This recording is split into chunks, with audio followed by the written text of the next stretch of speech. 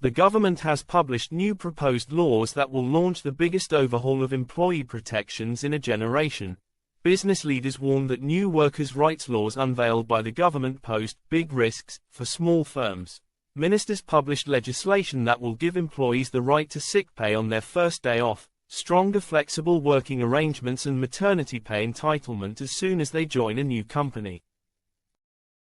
The bill will also overturn conservative reforms that required some public sector workers to provide a minimum level of service if they go on strike after a wave of walkouts led by trade unions. But many of the detailed changes will only be introduced in years to come without the full scrutiny process that comes with a proposed new Act of Parliament. The Federation of Small Businesses described the legislation as a rushed job, clumsy, chaotic and poorly planned. Neil Carberry, chief executive of the Recruitment and Employment Federation, said the government should be given credit for engaging with businesses but warned changes that damage employment opportunities or dissuade investors must be avoided. He added, "As businesses, we go into that with goodwill but with lots of concern.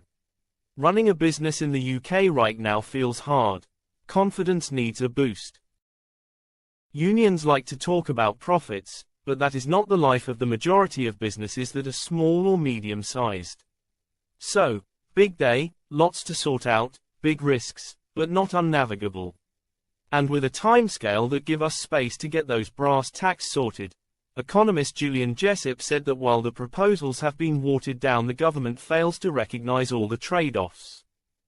He added, in particular, increased rights for workers also create increased obligations for employers. This will deter some firms from taking on new workers, particularly from groups that they think might now be more risky to employ. Making it harder to fire underperforming staff will also undermine productivity and increase the burden on others.